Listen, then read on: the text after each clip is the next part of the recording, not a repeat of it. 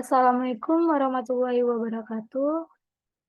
Selamat pagi, salam sejahtera untuk kita semua. Yang terhormat Bapak Dr. Wilny Eka Putra, SEMSI, CIC, NRC, SRS, selaku dosen pengampu mata kuliah Akuntansi Keperlakuan dan teman-teman yang saya banggakan. Puji syukur kita panjatkan kepada Allah Subhanahu wa Ta'ala atas nikmat dan karunia-Nya sehingga kita masih diberi kesehatan hingga hari ini.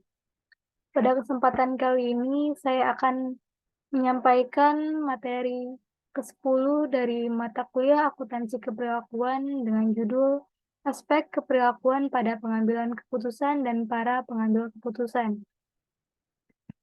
Sebelum memulai presentasi ini, saya akan memperkenalkan diri terlebih dahulu. Perkenalkan, nama saya Leonita Dharma Putri dengan NIM C1C020033, Prodi Akuntansi kelas R009. Baiklah, saya akan memulai presentasi saya. Yaitu yang pertama mengenai proses pengambilan keputusan yang dibagi ke dalam 3 bagian, yaitu definisi, motif kesadaran, dan jenis-jenis modal proses. Definisi pengambilan keputusan. Dalam organisasi, pengambilan keputusan biasanya didefinisikan sebagai suatu proses memilih di antara berbagai alternatif tindakan yang berpengaruh pada masa depan. Langkah-langkah dalam proses pengambilan keputusan. Ada 4 langkah, diantaranya yang pertama, pengenalan dan pendefinisian atas suatu masalah atau suatu peluang. Langkah ini dapat berupa suatu respon terhadap suatu kejadian yang problematis, suatu ancaman, atau suatu peluang. Untuk mengenali dan mendefinisikan masalah atau peluang, para pengambil keputusan membutuhkan informasi mengenai lingkungan, keuangan, dan operasi. Ketika suatu masalah lebih ditentukan sebagai pokok perhatian, maka masalah tersebut harus didefinisikan dengan hati-hati. Pada situasi yang kompleks, aktivitas ini sebaiknya dilakukan oleh sebuah tim yang anggotanya berlatar belakang pendidikan dan keahlian yang berbeda. Pendekatan ini membantu untuk keterbatasan yang ada dalam pandangan seseorang mengenai suatu masalah. Yang kedua, pencarian atas tindakan alternatif dan kuantifikasi atas konsekuensinya.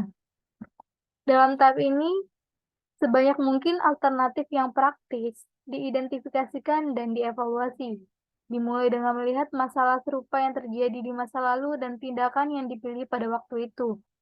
Jika tindakan yang dipilih berhasil, maka kemungkinan tindakan tersebut akan diulangi.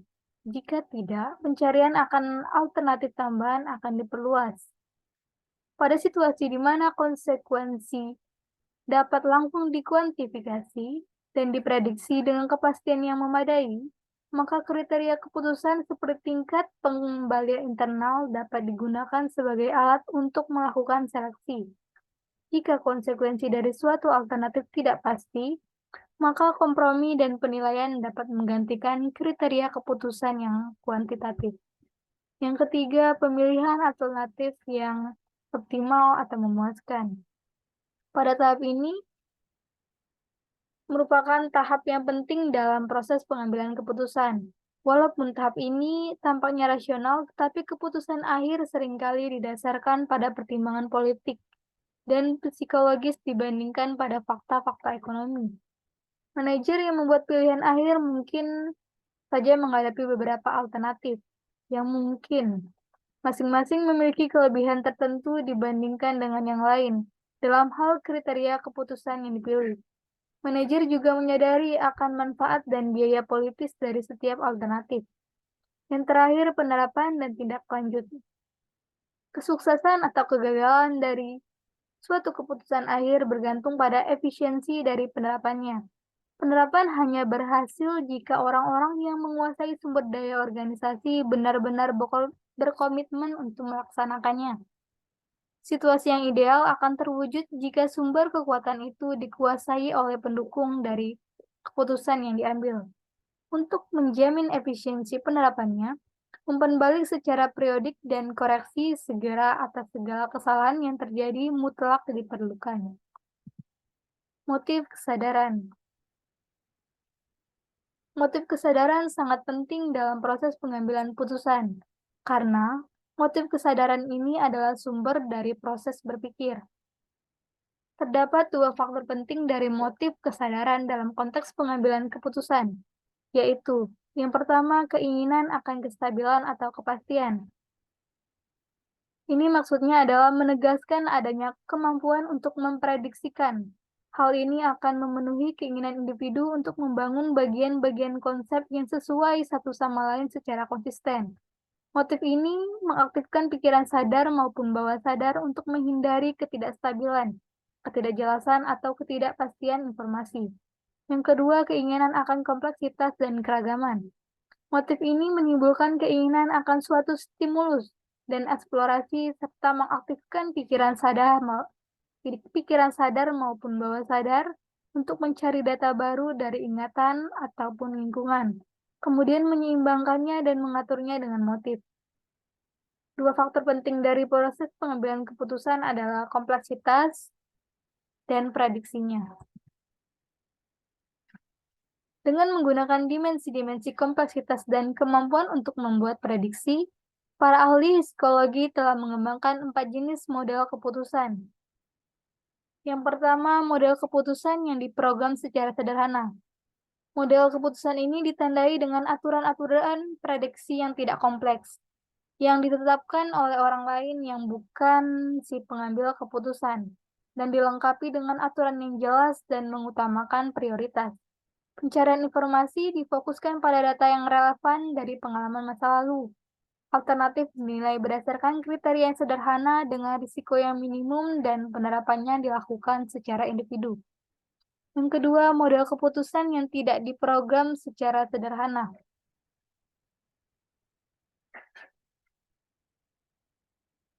Model keputusan ini apapun akan terlihat baik pada saat itu bagi si pengambil keputusan yang langsung memilih alternatif tersebut. Masalah dan peluang selalu dilihat ketika terjadi atau hanya berdasarkan intuisi saja. Urgensi dipandang sebagai suatu prioritas, informasi bersumber dari prasangka melalui keyakinan-keyakinan umum. Alternatif pertama yang dipilih harus mampu menyesuaikan diri dengan tujuan laba jangka pendek yang diinginkan dengan mengabaikan risiko yang ada. Yang ketiga, model keputusan yang diprogram secara kompleks. Model keputusan ini melibatkan perencanaan yang sangat rinci. Masalah dan peluang diantisipasi dengan skala prioritas yang sangat hati-hati. Sampel secara statistik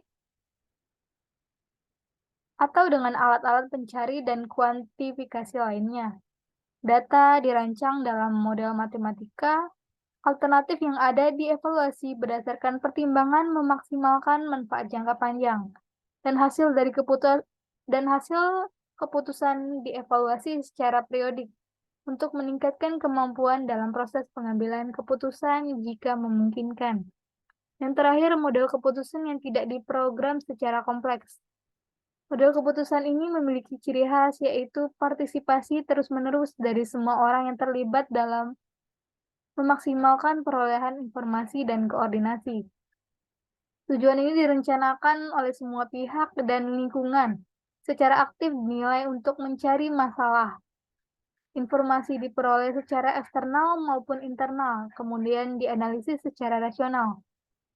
Alternatif yang dikembangkan dengan metode coba-coba atau dengan cara simulasi. Pilihan keputusan dibuat berdasarkan keputusan kelompok yang menyatukan beragam pendapat dari orang-orang yang terlibat. Atau penerapannya ini bersifat partisipatif. Jenis-jenis model proses. Terdapat 3 jenis model proses. Yang pertama, model ekonomi. Model ini berarti seluruh aktivitas dan keputusan manusia adalah rasional, sempurna, dan suatu organisasi terdapat konsistensi antara beragam motif dan tujuan. Yang kedua, model sosial. Manusia pada dasarnya adalah irasional, dan keputusan yang dihasilkan terutama didasarkan pada interaksi sosial. Yang terakhir, model kepuasan Simon. Model kepuasan Simon ini maksudnya yaitu didasarkan pada konsep Simon tentang manusia administratif yang memandang manusia sebagai makhluk yang rasional karena memiliki kemampuan untuk berpikir, mengolah informasi, membuat pilihan, dan belajar. Cara pengambilan keputusan dalam organisasi. Ada 6. Yang pertama, rasional terbatas. Ini dengan membuat urutan pertimbangan beberapa alternatif. Pengurutan alternatif ini sangat penting dalam menentukan alternatif yang akan dipilih nantinya. Jika pengambilan keputusan ini sedang melakukan optimasi, maka semua alternatif akhirnya akan dicantumkan dalam hierarki urutan preferensi. Karena semua alternatif, maka urutan dengan mana alternatif tersebut dievaluasi tidak akan relevan. Tetapi, tidak demikian dengan halnya dengan solusi yang dianggap cukup memuaskan. Dengan mengasumsikan bahwa suatu masalah memiliki lebih dari satu solusi potensial, pilihan yang cukup memuaskan akan menjadi pilihan pertama yang dapat diterima dengan baik oleh para pengambil keputusan. Yang kedua, intuisi.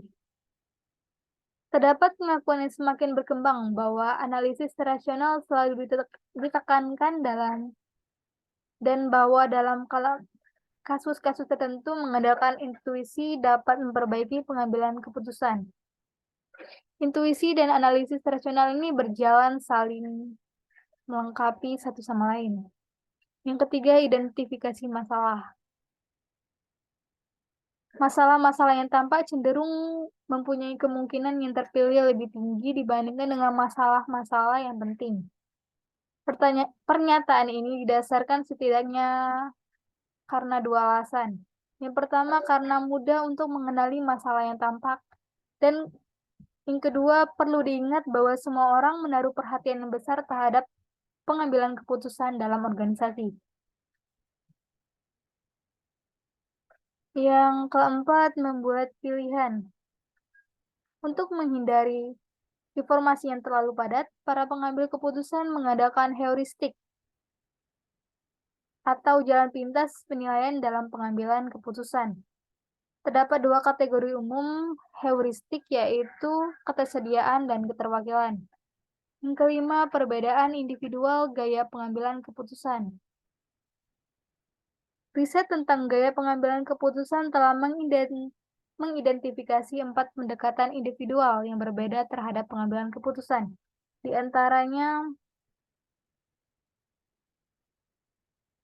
yang pertama, orang yang menggunakan gaya direktif. Yang kedua, tipe analitis memiliki toleransi yang lebih besar terhadap ambiguitas. Yang ketiga, para individu dengan gaya konseptual. Dan yang terakhir, gaya perilaku yang dicirikan oleh pengambil keputusan yang dapat bekerja dengan baik dengan pihak lain. Yang terakhir, keterbatasan organisasi. Organisasi itu sendiri yang merupakan penghambat bagi para pengambil keputusan. Manajer misalnya membentuk keputusannya untuk mencerminkan sistem penilaian kinerja dan pemberian imbalan, untuk mematuhi peraturan formal dan untuk memenuhi batas waktu yang ditetapkan organisasi. Keputusan yang lalu juga merupakan preseden yang memaksa diambilnya keputusan saat ini. Asumsi keperilakuan dalam pengambilan keputusan organisasi. Perusahaan sebagai unit pengambilan keputusan. Suatu perusahaan dapat dianggap sebagai unit pengambilan keputusan yang serupa dalam banyak hal dengan seorang individu. Masalah keputusan yang dihadapi suatu perusahaan begitu banyak dan kompleks, dan masalah seringkali melibatkan lebih dari satu departemen atas aktivitas. Siebert dan March menggambarkan 4 konsep dasar relasional sebagai inti dari pengambilan keputusan bisnis, yaitu resolusi semu dari konflik, menghindari ketidakpastian, pencarian masalah, dan pembelajaran organisasional. Manusia para pengambil keputusan organisasional. Manusia mampu mengenali dan mendefinisikan masalah atau peluang dan yang mencari tindakan alternatif. Manusialah yang memiliki kriteria pengambilan keputusan, memilih alternatif yang optimal, dan menerapkannya. Lingkungan organisasi di mana manusia digunakan bergantung pada jenis dari masalah pengambilan keputusan yang dihadapi. Masalah pengambilan keputusan berkisar dari sederhana sampai dengan yang rumit. Masalah yang sederhana kemungkinan besar akan diselesaikan oleh seorang individu yang melalui posisinya memiliki pelatihan dan keahlian khusus dalam bidang masalah tersebut. Sedangkan masalah yang dianggap rumit ini berarti jika solusinya itu sulit atau kompleks. Manusia bergantung pada jenis-jenis pengambilan terhadap satu masalah atau peluang yang ditemui. Kekuatan dan kelemahan individu sebagai pengambil keputusan. Batasan pengambilan keputusan secara rasional dari individu bervariasi berdasarkan 4 hal. Yang pertama, lingkup pengetahuan yang tersedia, yang dalam kaitannya dengan seluruh alternatif yang mungkin akan konsekuensinya. Yang kedua, gaya kognitif mereka, misalnya kemampuan untuk berpikir secara kritis dan analitis, dengan asumsi bahwa tidak ada satupun gaya kognitif yang unggul. Karena dalam situasi masalah tertentu, lebih dari satu pendekatan yang dapat mengarah pada hasil yang diinginkan. Yang ketiga, struktur nilai mereka yang berubah. Yang keempat, tendensi mereka yang lebih cenderung untuk memuaskan daripada untuk melakukan optimalisasi. Peran kelompok sebagai pembuat keputusan dan pemecah masalah. Pemikiran kelompok meminimalisir efektivitas dari suatu komite. Beberapa pakar menjelaskan bahwa pemikiran kelompok adalah kemunduran dalam efisiensi mental, pengujian realitas, dan pertimbangan moral seseorang sebagai akibat dari tekanan kelompok.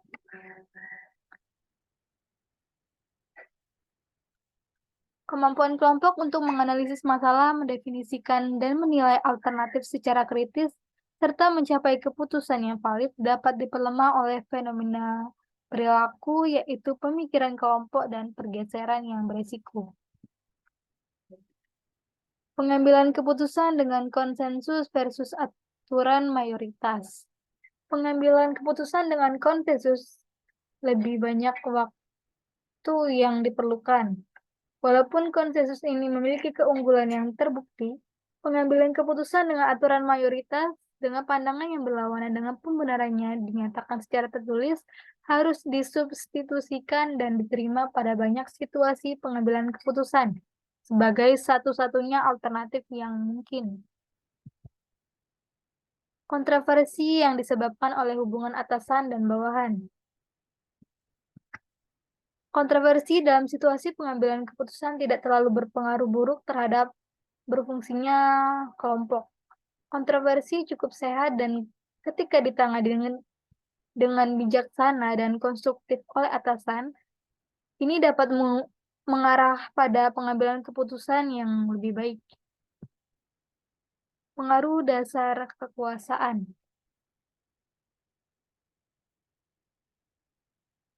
Elemen kekuasaan yang paling sering disebutkan adalah kekuasaan posisi, kekuasaan keahlian, kekuasaan sumber daya, atau kekuasaan politik.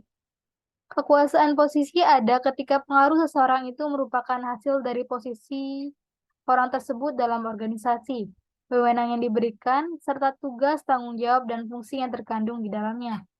Kekuasaan keahlian berpengaruh pada keputusan ketika hasil dari keputusan itu merupakan hasil pengetahuan seseorang tentang situasi yang sedang diinvestigasi, keterampilan teknik khusus, pengalaman dalam menangani situasi yang serupa, serta penilaian ahli yang didemonstrasikan. Kekuasaan sumber daya. Ini ketika seseorang mengendalikan sumber daya organisasi untuk menerapkan suatu keputusan dan menggunakannya sebagai alat untuk memengaruhi suatu keputusan. Yang terakhir, kekuasaan politik.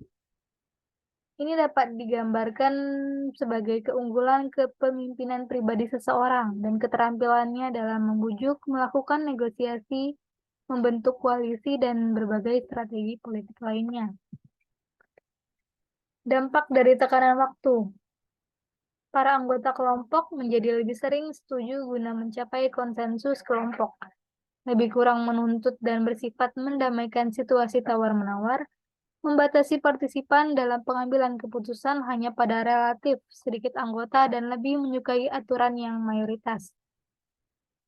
Tekanan waktu juga mendorong perilaku pengambilan keputusan yang otokratis. Vincenberg tahun 1981 mengatakan bahwa tekanan waktu ini berpengaruh pada akurasi, tetapi tidak pada efisiensi dari pengambilan keputusan. Selain itu, dalam situasi tekanan waktu, anggota kelompok yang dominan akan mengambil alih. Pengambil keputusan oleh pendatang baru versus pakar. Untuk mengilustrasikan perbedaan dalam penggunaan data, peneliti membagi tugas analisis keuangan tersebut ke dalam 3 komponen, yaitu pengujian informasi, integrasi pengamatan dan penemuan, serta pertimbangan.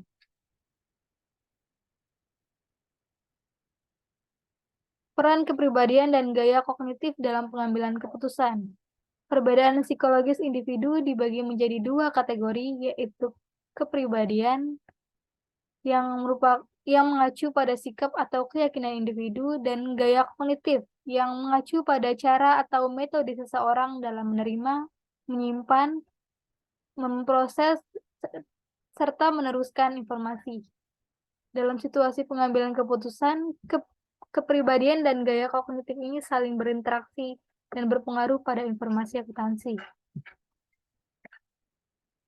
Peran informasi akuntansi dalam pengambilan keputusan. Ada 3, yaitu data akuntansi sebagai stimuli dalam pengenalan masalah, yaitu data akuntansi sebagai stimuli dalam pengenalan masalah ini melalui pelaporan deviasi kinerja aktual dari sasaran standar, melalui pemberian informasi kepada manajer bahwa mereka gagal untuk mencapai target output atau laba yang ditentukan sebelumnya. Tingkat stimulus juga bergantung pada kapabilitas manajemen untuk mengelola serta menggunakan informasi akuntansi dan pada preferensi pribadi mereka untuk informasi kuantitatif maupun kualitatif. Agar dapat berguna sebagai stimuli dalam pengenalan dan penyelesaian masalah, data akuntansi ini harus mengarahkan perhatiannya dan harus disertai dengan latar belakang pendidikan dan keahlian khusus dari manajer tersebut. Yang kedua, dampak data akuntansi dalam pilihan keputusan. Tidak semua manajer menggunakan data akuntansi untuk menganalisis profitabilitas relatif. Bobot yang diberikan kepada informasi akuntansi dalam pilihan akhir sangat bervariasi. Hal ini bergantung pada sampai sejauh mana hal itu dipandang mengurangi ketidakpastian yang mengelilingi proses pengambilan keputusan. Hipotesis keperilakuan dari dampak data akuntansi. Bruns merangkum beragam hipotesis yang disusun dalam beberapa model dampak berikut.